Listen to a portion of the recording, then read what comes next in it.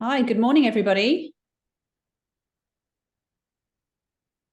Welcome to our webinar. We're just going to give it a few seconds whilst people log in. Yeah, the numbers are going up. So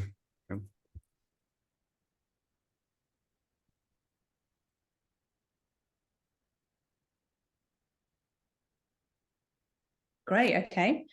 Looks like we have a lot of people joining us this morning, so thank you very much. We're going to kick off.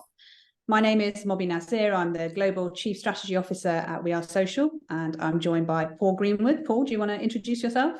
yeah, I'm Paul. I head up the Research and Insights team at We Are Social. Yes, and today we're really excited to take you through Think Forward 2024.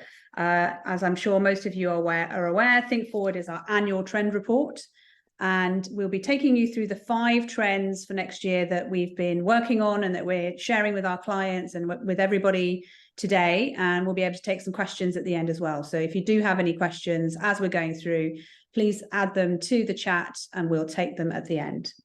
So just to take you through a little bit of an introduction to us and the report.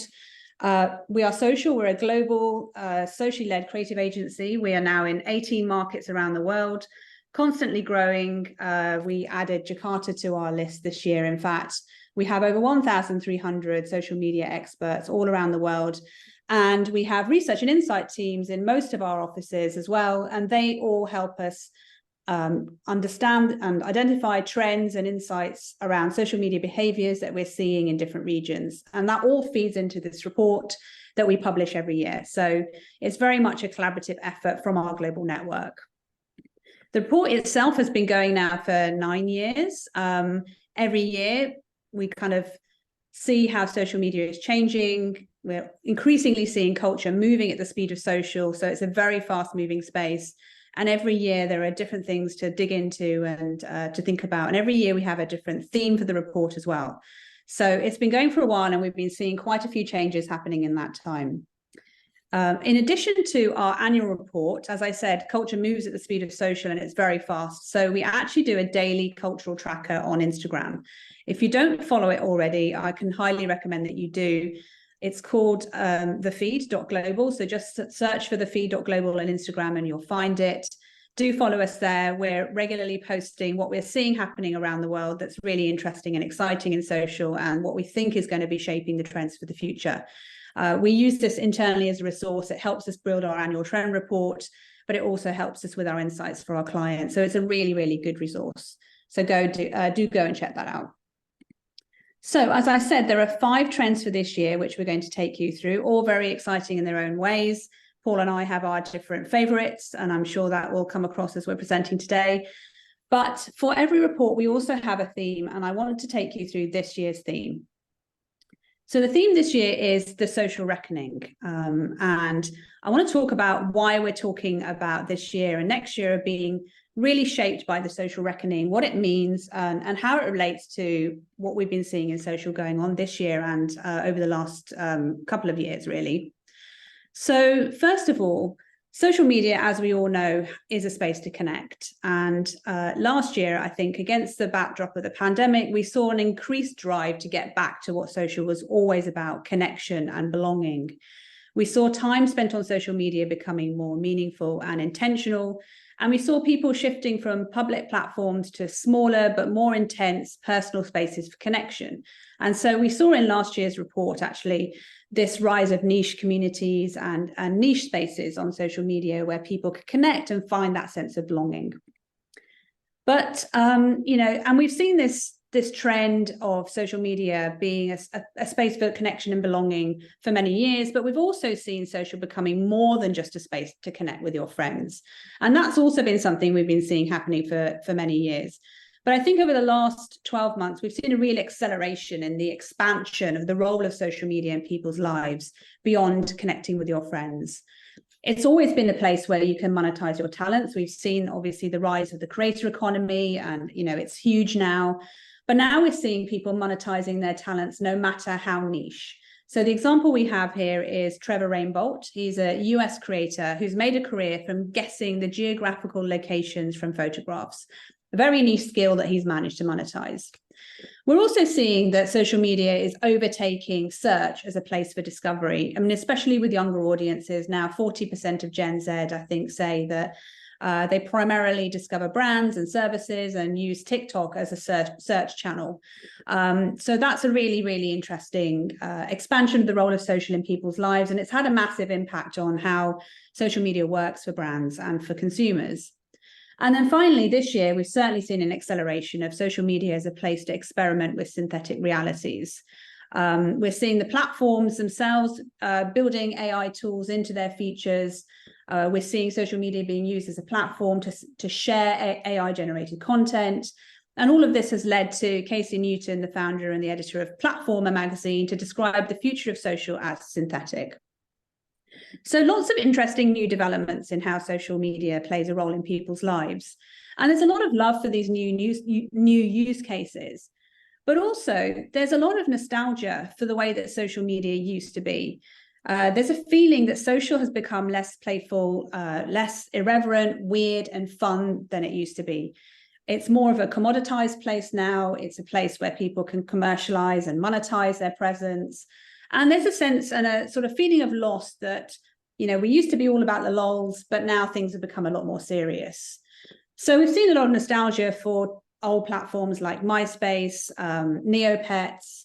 We're seeing algorithms curating our feeds, and it feels like we're losing that serendipity of discovery we once used to have. And we're seeing narratives around the sellout internet challenging the authenticity and creativity of this space in a world that is chasing monetization through likes and engagements. And this anxiety is all within the backdrop of increased social and economic pressures that we're all facing. We've seen the cost of living crises post-pandemic. We've seen increased awareness of wealth inequalities in society. Things like the eat the rich narrative that we've seen in the media with shows like White Lotus and the Triangle of Sadness. We've also seen the rise of creators like Nikita Dumptruck. If you guys don't follow her, I highly recommend that you do. She's one of a number of creators who are tackling economic, socio-political issues and breaking down difficult topics like why is it so hard to tax the rich? And she does it all the while strutting through the streets of New York in her pink pom-poms.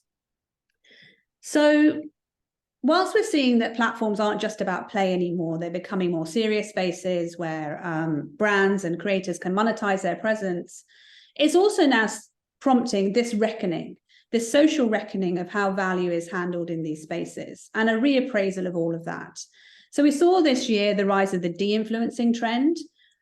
We've also seen new models of how platforms are being funded. So for example, first of all, X, now Meta, or trialing paid for subscriptions for their services.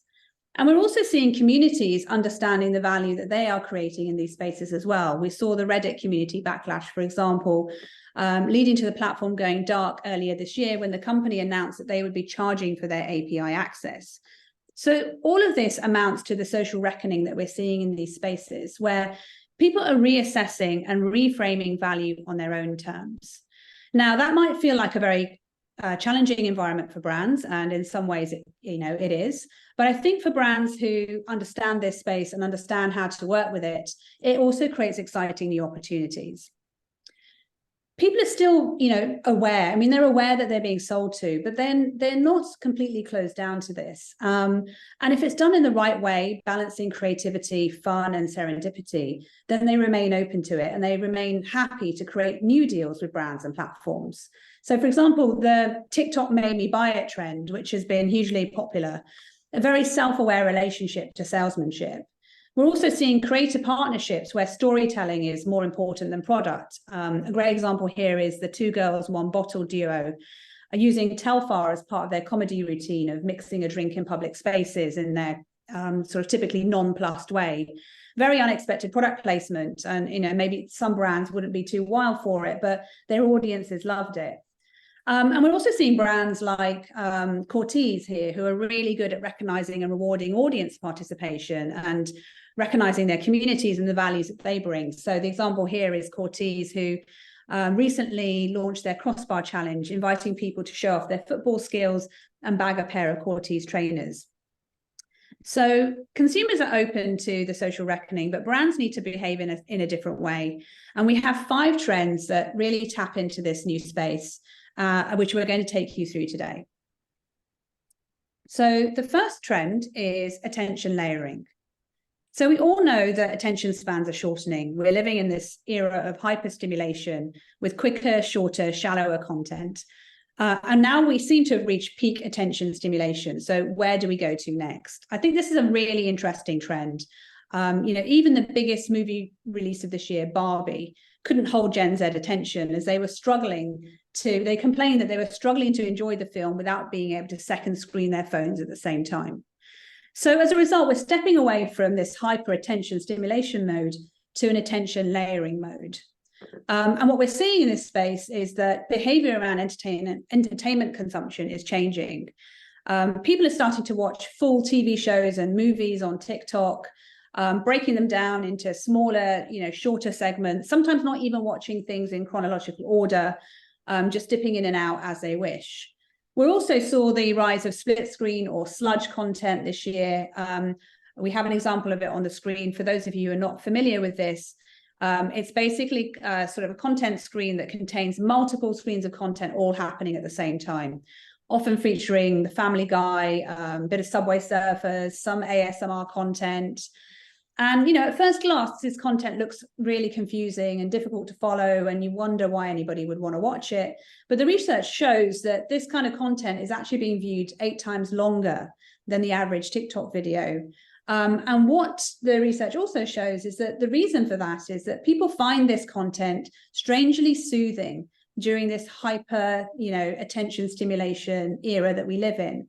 Watching multiple screens of content all at the same time helps people calm their minds, and it's something that they can be just watching in the background. So some of the behaviors that we're seeing in this space, first of all, we're seeing this shift from the attention economy to the immersion economy.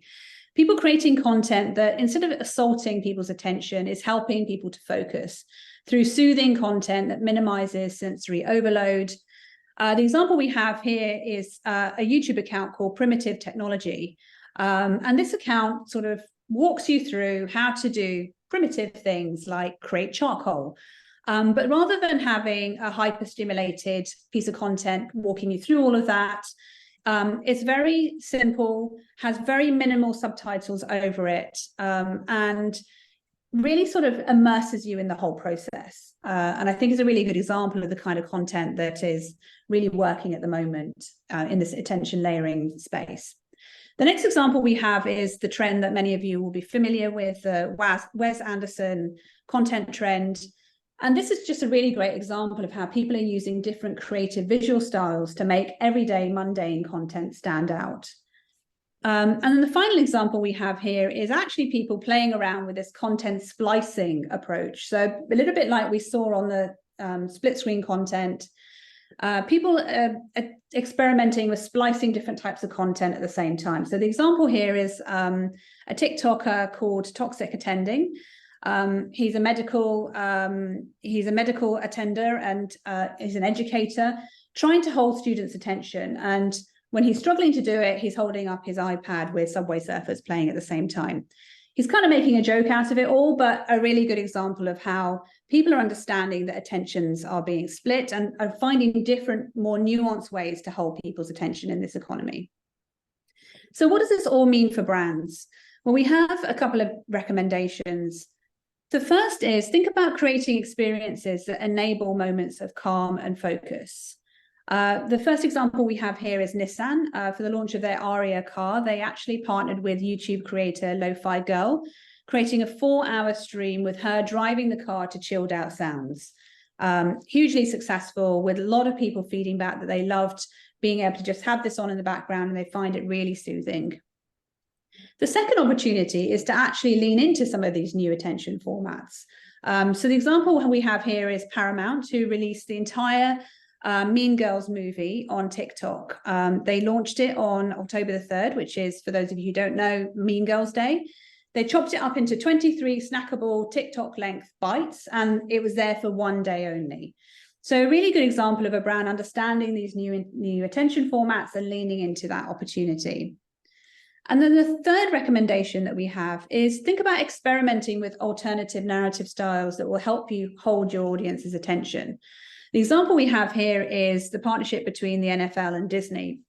They did a fully animated live broadcast of the NFL's first London game of the 23-24 season, but they actually played it all out in Andy's room from Toy Story.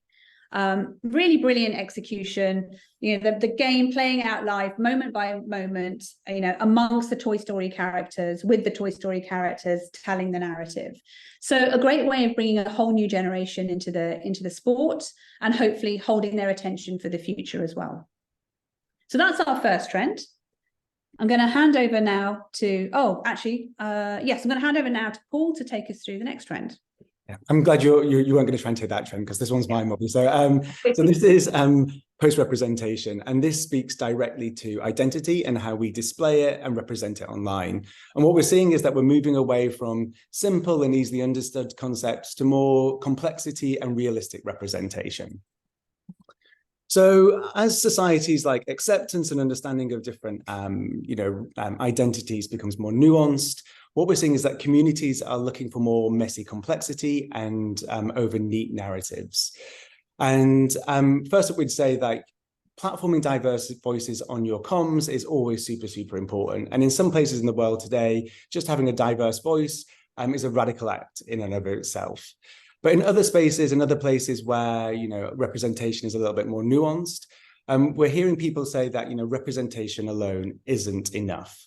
And we know that's important, and that's the crux of the matter. And it's important because when you speak to Black, Asian, and ethnic minority groups, while 34% of them say that advertising has become more diverse, they're 3 times more likely to say that they feel under or not represented at all in advertising. And that came from the ASA from 2022. A really good cultural reference point for this trend is Beyonce. So back in the day, back in her Bills era, Beyonce often advocated for female empowerment. And like I said, it's a really easy to understand concept and something that everyone could get behind. But you now fast forward to 2023, and she's changed her approach to identity and representation. And it's a lot more nuanced, and it's a lot more political.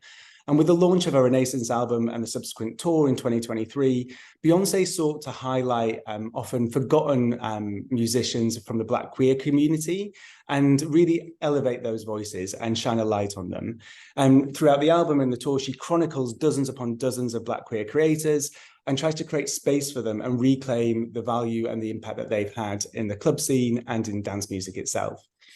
And the reason why, or one of the reasons why the album and the tour has been so successful is around the stories that she wants to tell. They're incredibly specific, and I think that adds impact and weight to the whole album and also the tour. So where do we see this playing out in digital culture? So the first thing I'm going to talk about is the girl internet. And we have been talking to our clients loads about the girl internet. It is everywhere. And how it plays into this trend is that we see internet humor complicating ideas of femininity. So I think everyone's probably witnessed it. I think you can't go on the internet without seeing these kind of small, jokey micro trends where there's an archetype of a woman and it's labeled as, I don't know, girl math was a huge one last month. But there's also coastal cowgirl. And what women are doing here is reclaiming the word girl to basically that has been used against them to patronize them as an adult woman. And what they're also doing is then coming around and coalescing into communities and finding people with a shared mindset, vibe, aura, or kind of aesthetic. And here on X, formerly Twitter, someone says, I'm eating my girl dinner, taking my hot girl walk, listening to my sad girl music, reading my feral girl books, and so on. It is pretty much everywhere. And it's not just for women only. Men can also adopt feminine energy. And here we've got Pedro Pascal and Kendall Roy from Succession, who epitomize that baby girl energy that we see. And me too. The other thing that we're seeing, and the other behavior, is that people are using social media to explore identity and not simply just put it on display. When you look at some of the most interesting and exciting and appreciated and fast-growing spaces on the internet right now, it's places where people are coming together collectively to understand identity and not just simply represent themselves. So there's a ton of Reddit threads out there, like Ask Black Girls, Ask Transgender. There's one called Ask Gay Bros Over 30, which is something that I fit into now, sadly. And what these spaces are doing, they're trying to understand identity and explore identity. And it's not just representation alone, it's through anonymous storytelling and expression. And it's not overt and it's not loud representation that we're accustomed to seeing. And the third behavior that we're seeing is that people are now asserting multifaceted identities. So Aaliyah Barr is a content creator, and she's been making waves on social for a new aesthetic that she's created, which is called Aaliyah Core. And what she does is she takes racialized and subcultural identities and mashes them up together in really unexpected and new ways.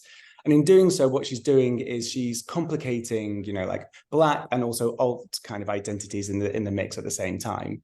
It takes its cues from TikTok movements that are like the alt POC or the Black alt movement, which have tried to reclaim white-dominated musical spaces such as, like punk or new metal, and create a space for underrepresented communities, whether that's people of color, whether that's LGBTQ+, whether that's trans people, or people with different abilities. And it's a really exciting and different space.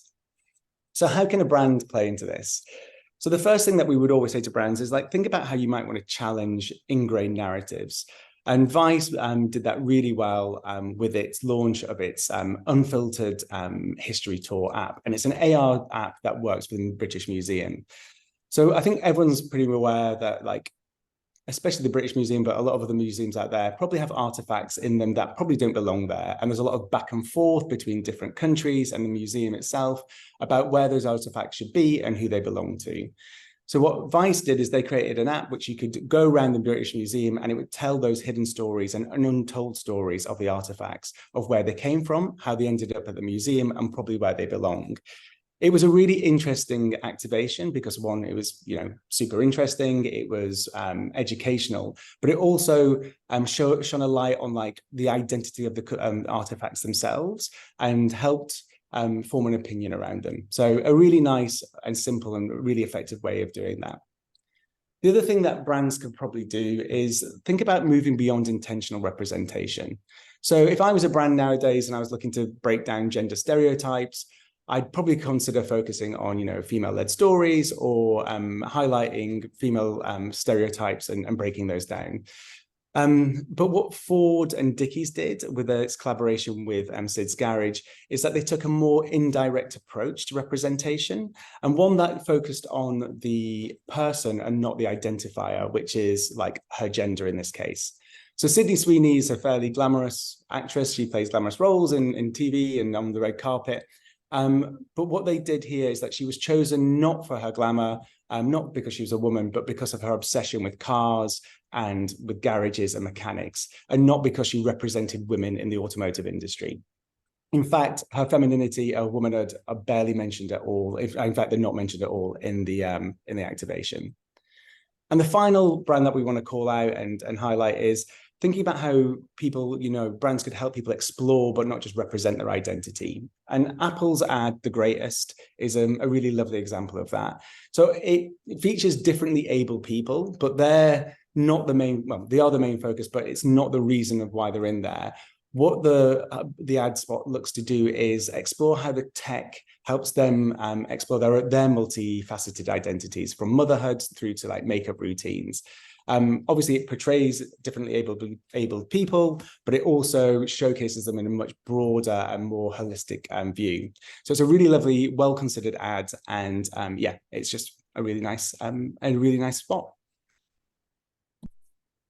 Great, thanks, Paul. So that's 2 of the 5 trends. Just a reminder, if you've got any questions as we are going along, do let us know. We'll take them at the end. I'm going to take you through the 3rd trend now, which is the offline internet. So this trend is a really interesting one, and it's about how the power balance between offline and online worlds is shifting. And people are not just tolerating, but now expecting greater interplay between these 2 worlds. So this is a trend that we've been seeing happening for a while, the interplay between on and offline worlds and this power balance shifting. But I think this year, we're starting to see that shift happen quite dramatically. So we've seen a few things this year. First of all, we've seen this continued trend of creators pretending to be NPCs or non-playable characters. So they're mimicking video game movements in the real world. So doing things like walking into walls or dancing like Sims characters. So really interesting example of how online behaviors are now being taken into the offline world and being celebrated and used and recognized as such. We're also seeing our offline language being influenced by online speak. So algo speak, which is a language that evolved to escape the censors online, is now being used in everyday language. So if you may have heard or come across people using words like unalive, or mascara or corn taking on whole new different meanings, this is all algo speak sort of bleeding into the real world. And what we think is behind all of this is that, you know, the younger audiences are overstimulated with content, but they're also under-socialized. You know, they feel comfortable in online worlds, especially, again, thanks to the pandemic and the last few years where they've had to sort of be in isolation. Making connection in the real world is getting harder. We have this research that shows globally 1/5 of Gen Y and 1/4 of Gen Z say in-person events make them feel anxious. So actually this breaking boundaries between on and offline worlds just gives them a way to manage that anxiety and connect their experiences in a way that makes them feel comfortable. So some of the cultural behaviors that we're seeing in digital spaces around this, well, first of all, people are blending the IRL and real world and online world to make new products and new creative work. So Mischief launched their big red boots. You can see the visual of them there. They're very bold. From a fashion perspective, they reflect the kind of things you would see in the online world, not what you would see, the aesthetic that you would see in the offline world. And they've been hugely popular. We've actually seen a brand leaning into this trend. So we saw Nintendo creating a sort of handcrafted version of the Super Mario Brothers shoes, the big leather shoes. They partnered with Red Wing Shoes to do it. They weren't a pair of shoes that you could buy, but they actually created content around these shoes being created in the real world. And, you know, people went wild for it.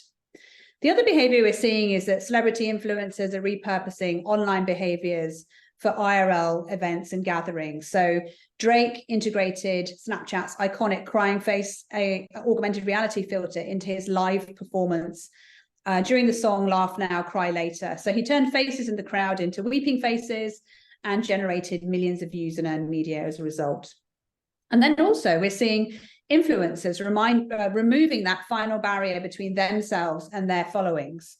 So we're seeing sites like Trover Trip that are not just helping influencers travel the world and promote new products, but also allowing their communities to come along for the ride as well. So breaking down those parasocial relationships with people you don't know personally into real relationships.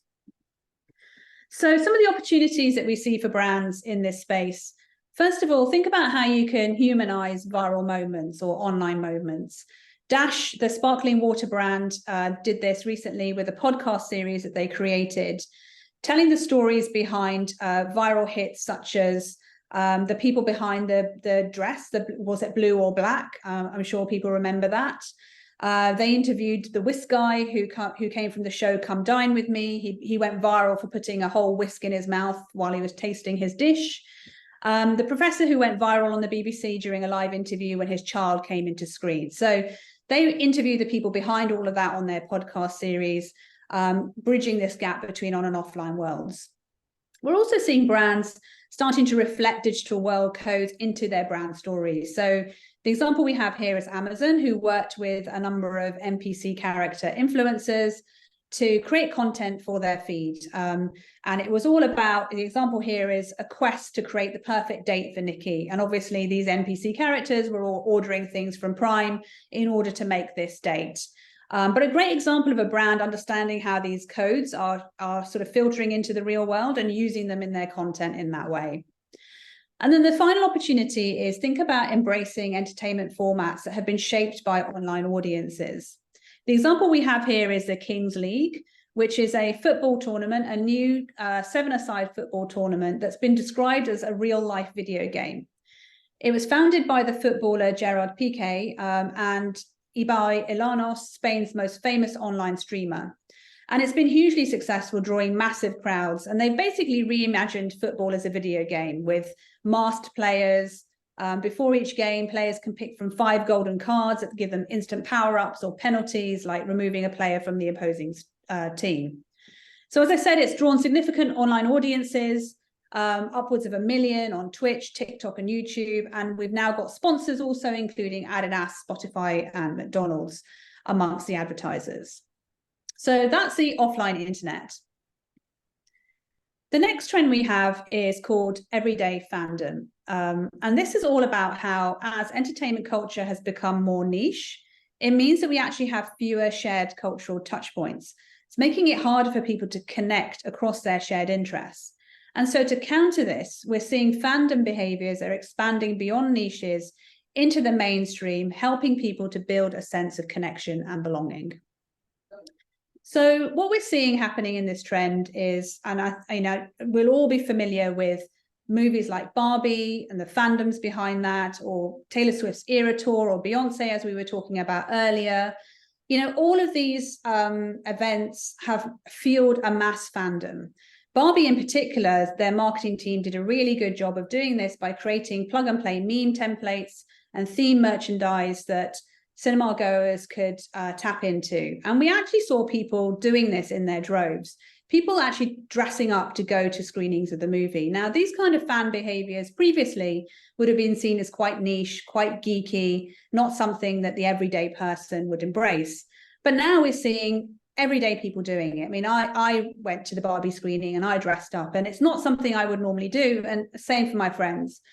So it's really interesting how we're seeing people coming together around this sort of shared but maybe fleeting culture of fandom. And we're seeing the lines between fans and non-fans becoming increasingly blurred as we're immersing ourselves in these collective moments again. And I think the reason behind this is, you know, it's partly the sheer cultural power of fandoms. We know how powerful Taylor Swift's fans are, but also, again, after extended periods of social isolation and with the cost of living crisis, we're all just looking to get the most out of our shared interests and experiences. And so we're really leaning into these fan behaviors. So some of the cultural behaviors that we're seeing in this space, first of all, we're seeing fandom becoming more inclusive. Now, this is really interesting. And the example we have is how Black TikTokers have been rewriting Harry Potter into a more inclusive fantasy world. So we've got fandoms reimagining these sorts of spaces to be able to include more people into those experiences. We're also seeing fandoms claim digital ownership and modernize their IP. So the example here is a creator who takes films that have been actually originally filmed in a traditional horizontal format and reformats them for the vertical screen. And so a great example of a fan actually reimagining these iconic and nostalgic cinema moments and bringing them to a wider audience. And then the final example we have here is really one of the things we think is tapping into this trend and helping to drive this expansion of fandom into everyday space, which is social media is becoming more of a welcoming, participatory, wholesome space. So the example we have here is Rohit Roy. He was addicted to fizzy drinks and he decided to give them up. And then when he started a TikTok daily vlog to document his journey. If you guys don't follow him already, well worth a follow. He's kind of my hero of social media of the year. He's popularly known as No Fizzy Drinks Man. And people love him. His purity has earned him a cult following. So we're seeing that, you know, fandom is becoming much more wholesome and participatory. So as a result, there are a few different ways that brands can tap into this. Not all brands have an inherent fandom around them, of course. So for a brand like IKEA, think about looking into adjacent fandoms to build connections. So what IKEA did was, for their Back to College campaign, trying to attract students, they leaned into the anime movement and sort of style to create a series of pieces of content to attract younger audiences and into the brand early on in their sort of life stages to hopefully keep them with the brand longer term. The other opportunity is to think about extending maybe fictional fandoms into the real world with authentic partnerships. Ted Lasso, obviously a very popular show on Apple. Apple TV actually gave fans the opportunity to participate in this cult favorite narrative from the show by creating some ice cream in partnership with Jenny's, which was flavored as biscuits from the boss. So if you watch the show, you know Ted takes biscuits for the owner of the team he manages every day. So they created a flavour of ice cream to allow fans to tap into that narrative and do it in the real world. And then the final opportunity is if you are a brand that's lucky enough to have fan behaviours already inherent, think about how you can fuel those behaviours even more. So the example we have here is Heinz. They actually created a limited edition of 50 different sauce flavours in small sachets. And this was because they knew that fans of Heinz sauce will collect sauce sachets wherever they go to make sure that they never run out and they always have Heinz sauce whenever they need it. So by creating a version of 50 sauces, all themed by different American states, they were fueling into this behavior of collection and hoarding of their sachets. So that's everyday fandom. Cool. Thanks, Mobbie. And this is the last trend. And just a reminder that there's a Q&A at the end. So just please drop any questions that you have in the chat. So like I said, the last trend and my favorite trend. So we've saved the best till last. This is all around playfulness and subversion in terms of content and campaigns. And what we're seeing is that as the internet's becoming more commodified, people and generations below us are looking to break out of the sameness through rebellion and having a rebellious spirit. So it's safe to say that we all know that social media has kind of revolutionized how we connect, how we communicate, how we share things online.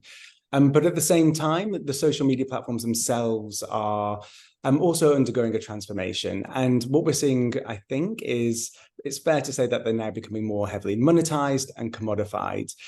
And do you remember when the internet used to be fun? Because it used to be fun about 10, 15 years ago. It was a lot more playful. It was a lot more creative. And instead, what we're seeing now is that, you know, corporations and brands are really like taking all the fun out of the internet to get our attention and to get our engagement. And like, if I'm being probably like really truthful, you could say that the internet's pretty much sold out. And so as this commodification has come about, what we're seeing is a counter trend from a younger generation. And what these digital natives are doing are they're trying to break out of the mold and have a bit of fun. And sometimes they're doing it in a really bizarre way. So a really obvious example of this was Eli Lilly. So back when you could start buying Twitter accounts, some clever user basically subscribed and bought out the Eli Lilly account. And Eli Lilly is a big pharmaceutical company in the US, if you're not aware, and basically claimed that insulin was now free in America. Its stock fell nearly 5%, which I think is literally billions upon billions of pounds. The other thing that we're seeing, and the other example we have on the slide, is probably my favorite digital artifact of the year, and it's Balenciaga Pope. So when I saw this, I was like, wow, I was like, Balenciaga is really upped its influence again, because I believed that this was a real example. And I think a lot of other people believed it was a real photo. And the reason people thought it was real was because it's kind of a low stakes prank, which very few people fact checked. And I guess it's conceivable that the Pope could be a fan of the brand. But more than that, how it played out was because when you look at our feeds in 2023, it's full of surreal and absurdist humor. And this kind of content just plays into that. So what are the behaviors that we're seeing play out in this trend? So I've just talked about like absurdism, but for Gen Alpha, what they're looking to do is swap normality for more disturbing narrative arcs. So as the internet becomes permeated with like absurdism, and, you know, like TikTok is probably ground zero for that, with really bizarre aesthetics and, you know, nonsensical narratives. And we actually called out that as a trend last year in our Think Forward report around collapsing narratives. But for Gen Alpha and the younger generations, what we're seeing is that, you know, it's no longer enough just to be absurd. You have to lean into the ultra absurd. And the example we've got here is something that not many people might have heard of, but like for younger generations, under 13s, this is like everything. It's called Skibidi Toilets. And it's this evil monster that lives in a toilet, and it comes out every day and just battles and battles repetitively. It's quite bizarre and quite weird, but it has a fiercely loyal under 13s audience. Some of the largest accounts that create this content, so the largest one has over 10 million YouTube subscribers and 1 million TikTok followers. And at one point this summer, it was growing at a faster rate than Mr. Beast. But it's quite bizarre, it's quite strange. And for a lot of older generations who look at it, they're just left confused, bewildered, and sometimes a bit scared. But this is the kind of content that resonates with younger generations. And as they come online over the next kind of few years, and as they come of age, this is the kind of content they want to engage with. The second behavior that we're seeing is that creators are standing out by pushing back on category norms. And that's because creators are becoming wise to the meta frameworks that underpin social platforms and really leaning into that. So from the likes of Bobby Altoff, who was like the most talked about influencer of the summer with her really cringe, awkward and like direct interview style, to the likes of de-influencers who are recommending what you shouldn't buy, the rules of influence are changing. And the reason for that is, I think people have got peak awareness around how commodified the internet is. And so creators and influencers are looking to stand out by, I guess, rejecting the kind of smooth, subtle salesmanship in favor of making people feel uncomfortable and feeling something different. And the final kind of behavior that we see playing into this trend is that people are unapologetically harnessing relatable Delulu energy. So the example we have here is Tube Girl, which I think a lot of people will have heard of. So this element is like, people know that the internet is probably a bit too curated, a bit too cultivated, and there's a larger movement that's rejecting this. And they're rejecting it by leaning into shamelessness, into, you know, being unapologetic, and sometimes just being positively unhinged, which anyone who's worked with me will know they're my three main qualities at work. But the Delulu movement is basically a celebration of everything that's delusional. It has over 4 billion views on TikTok. And it's a really interesting space. Tube Girl is like the poster child of this, as she like dances unapologetically on the tube, and has like really bold dance moves. Tube Girl basically went from having very, very few followers at the start of the summer to walking the catwalk in London Fashion Week by the end of it. It was wild, her success. So how can brands tap into this trend? So the first thing that you should probably consider is like, how can you lean into like playing with reality? Like that gray area that Balenciaga Pope played into. So this example here is Adidas running, and this is one of our clients, and this is some of our content. And earlier this year, Adidas launched a new shoe, which was the lightest shoe ever made.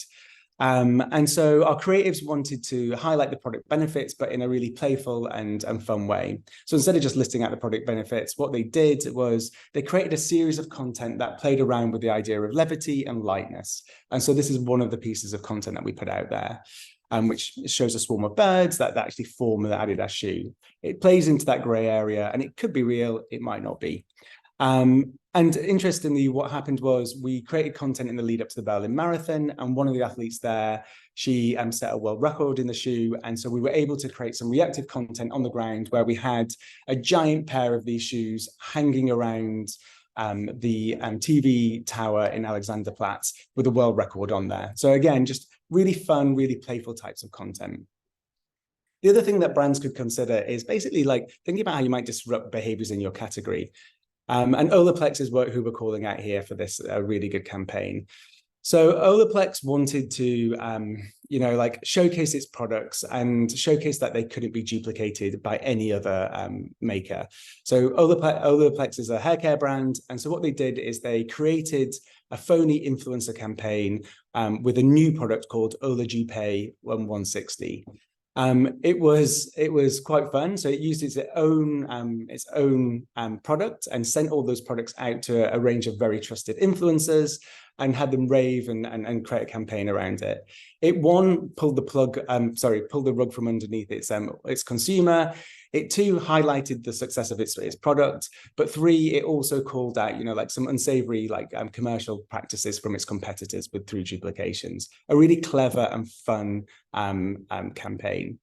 And the final example that we have here in the report is probably my favorite, and it's probably the silliest and simplest. So we're asking brands to like encourage and amplify playful behaviors around your brand. So like, I'm pretty sure this happened, although I can't be sure, but at one point over the summer, I think scientists said, oh, by the way, we've just discovered alien life. And everyone was like, yeah, sure. And then just kind of collectively shrugged and carried on. But a few months later, Ring, the doorbell maker, launched a campaign which was just that lent into the world of hoaxes, where it was, it offered $1 million for anyone who could capture extraterrestrial life on the Ring doorbell camera. It also offered $500 for anyone who could get really playful and experimental with props and hammed it up as an actor. So just silly, fun, but also like memorable campaign and very easy to do. So that's mischief mode. It's one of the more creative and more fun and playful ones, and it's my favorite. But obviously there's 5 different trends for the year, and we're going to take questions around them as we wrap up. So that was attention layering, post-representation, the offline internet, everyday fandom, and mischief mode.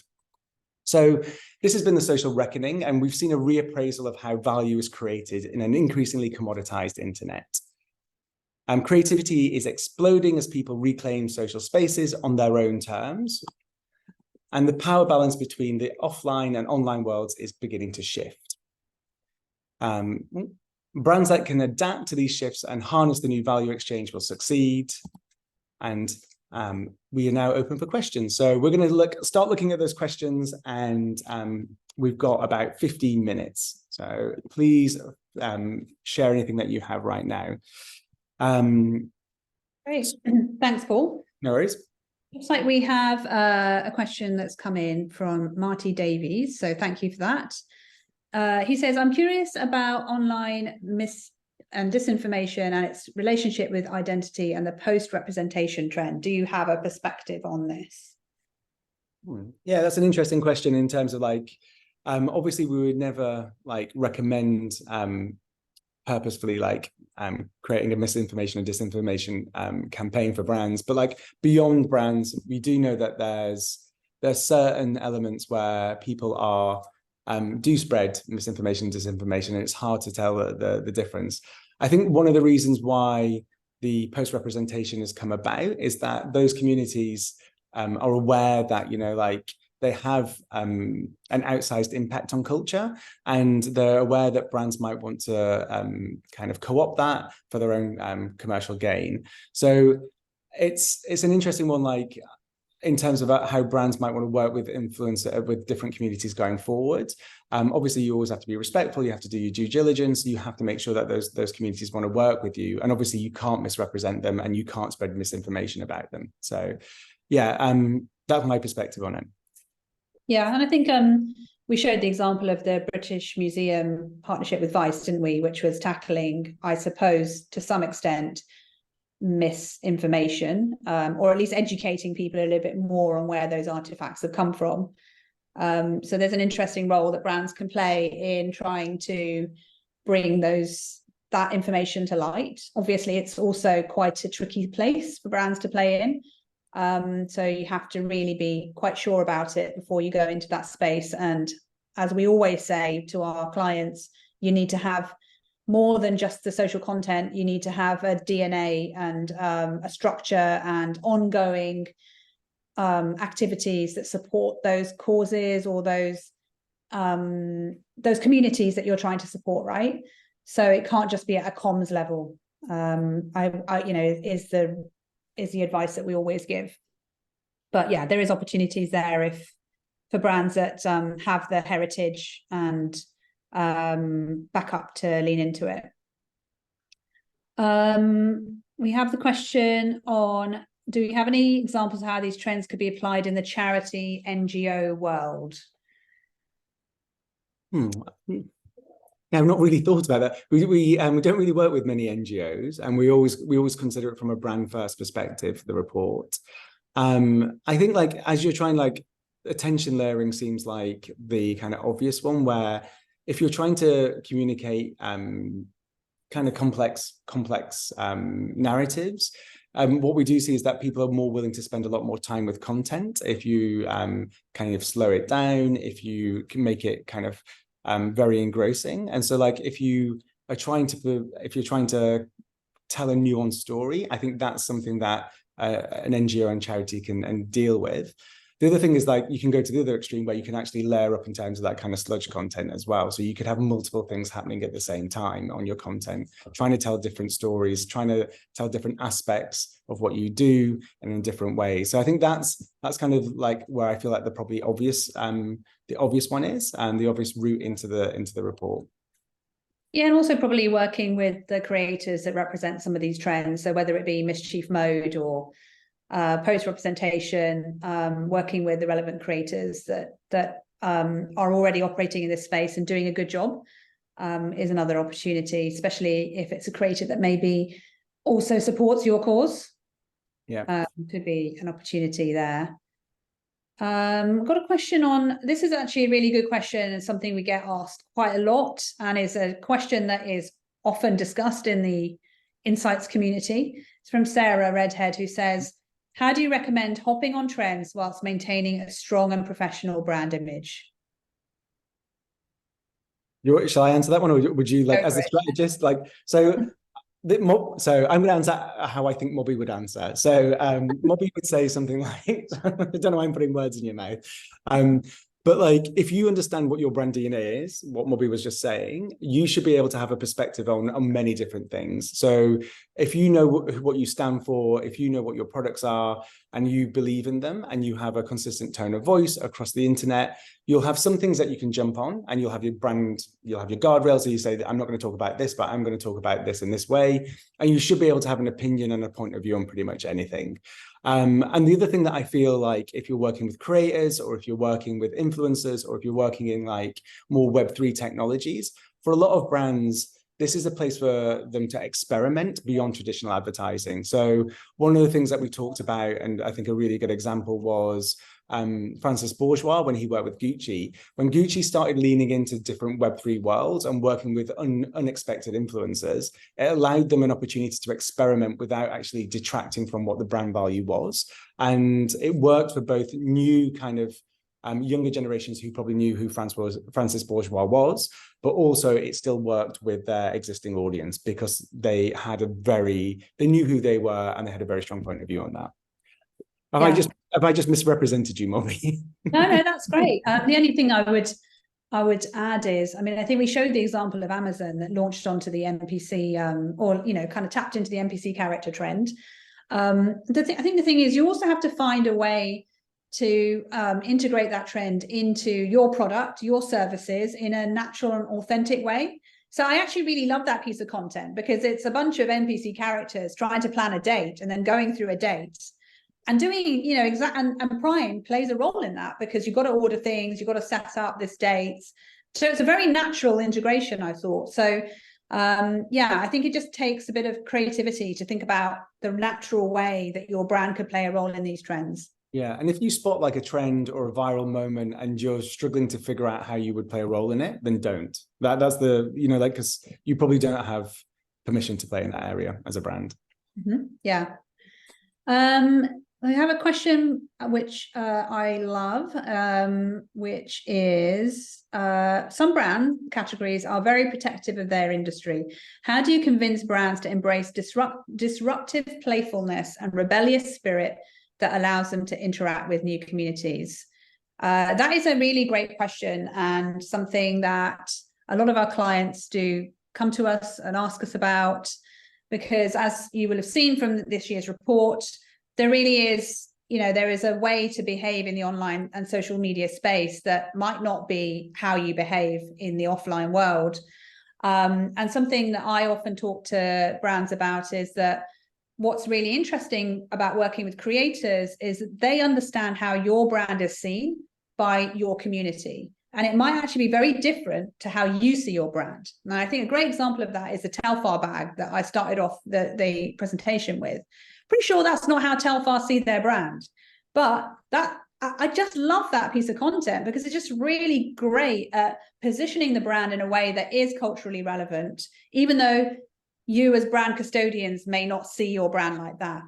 How to persuade clients to take that trip. Sometimes it's a question of experimentation, small steps, again, looking at what other brands in your category are doing, looking what communities are doing, and just researching their behavior until you get more comfortable with it. I think the more you get immersed in this space, the more this stuff starts to normalize. And even something like Skibidi toilets doesn't look as mad anymore. But like, you could say, like, as like a bleach brand could work with Skibidi toilets, you know what I mean? Like, that's like the obvious, that's the obvious thing. But like, yeah, there's definitely a routine. As part of my role, I work in insights, but I also work in data and effectiveness. So one of the things that we would always do when we're presenting insights and when we're and trends is that we have the qual insights, but we also look at the data behind it. So what do your audiences want? What are the kind of new movements? What are the data points that we can find from social listening, from surveys? And where are the success stories from other categories, and how you can show those? Like Mobbie says, it takes a while, it's small steps, but you do need to build up a business case of why you should be engaging in certain trends. And yeah, it's just more around showing data, but also the audience expectation as well. So it's triangulating all those things and putting that business case forward. But you build up trust over time, and you do need to make a leap of faith at one point. Yeah, I think it's also finding the right space again for your brand. So we've seen a number of luxury brands that you wouldn't necessarily expect tapping into some of these trends, doing it quite successfully. So was it Ritz Hotels, Paul? Yeah, with ASMR. Yeah, with the ASMR content. Yeah, so their whole brand is about perfection, precision, high-end experiences, and so they've created content which is ASMR in style around the experience at the hotel. The two marry up really well together. So yeah, finding the right space and not necessarily jumping on all of them would be the other recommendation. Got an interesting question about the attention layering trend. So from Linos, I hope I pronounced that correctly, who asks, do you think the split screen viewing trend is going to affect production and structure of more traditional broadcast media and filmmaking? I mean, certainly we've been seeing for a few years now that the rise of TikTok has massively impacted the entertainment space. We're seeing music tracks, musicians adapting their songs in order to tap into the way that music is consumed on TikTok, making, like tracks are getting shorter, hooks are getting catchier. You've got these kind of repeatable formats that are in the track so that they can lend themselves to a TikTok routine. So I definitely, I think for a few years we've been seeing the influence of online entertainment culture on offline production. Split screen viewing, I don't know. I mean, I think people still like to be able to consume a piece of content at a time. Although, as I said, in the Barbie, during the Barbie movie, I was quite surprised that, younger audiences, Gen Z, couldn't actually concentrate during such a massive movie like that. And they wanted to have their screens on at the same time. So, yeah, an interesting one to see where content will go in the future, right, Paul? Yeah. So last year we had a trend called margin chasers, which was all around like pushing out into the margins. And that could be with the people that you worked with, or it could be your edit of your content. And then like I was looking at, we identified the trend, and then the World Cup happened towards the end of last year. And I looked at all the World Cup content and the traditional advertising that was going out on TVCs.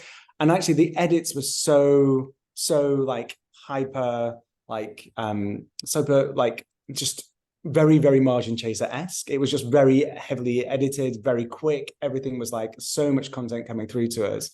And I think one of the kind of things that you talked about last year, Mobbie, around margin chasers was like Mr. Beast and like attention layer, like not attention layer, but attention altering pieces of content that we were seeing on social, where there was 170 pieces of attention altering moments within a 45-second piece of content that Mr. Beast created. And I thought that was like the adverts I saw around the World Cup, I thought were probably influenced by that trend. So it could be a possibility where, this kind of sludge content does make its way into more traditional formats as well. It's probably a bigger leap. But yeah, I'd be interested in seeing that. I know that some brands are trying to work with that type of content as well, but that's mainly on social. Yeah, we saw the brand Tums actually create some split screen content, didn't we? And last year, I think what's happening with content is there's a push to try and make it more participatory in some way. So last year, we also talked about the Netflix series. I forget the name of it, but it was a crime drama in 8 episodes, and each episode was color coded, and you could watch any episode in any order that you wanted, and the narrative would still make sense, but you'd have a different experience of it. So I think we are definitely seeing an impact on the production and structure of traditional broadcast as a result of people's attention kind of modes shifting, and we're seeing brands experiment in different ways around that. Okay, so yeah, final question, which is from Falco, which is also about split screen viewing. Is the audio incorporated? I mean, when I've seen the split screen content, yes, it is. And it is, and it just becomes even more confusing for me, but I'm not the demographic, right? So yes, the audio is included. I guess it's up to the audience whether they have that on or off, you know, but it's there. I don't know. I think if you were thinking about using it as a brand yourself, you need to be very careful about that. When we looked at Tom's content, there was no audio, it was just visual. So yeah, I think it's something to sort of think about carefully. Yeah, I think we're at time, Mobbie. It's Yes, I think we are at time. so, Yes. So I'm just gonna move on. So you can download the app at this QR code, and if you've got colleagues or anyone else who are interested in hearing more about the report, we actually have another session later today at 5 p.m. In the UK. So please share, and we're around. Yeah, great. Thanks, everybody. Thanks for joining us. Thank you. Take care. Bye-bye.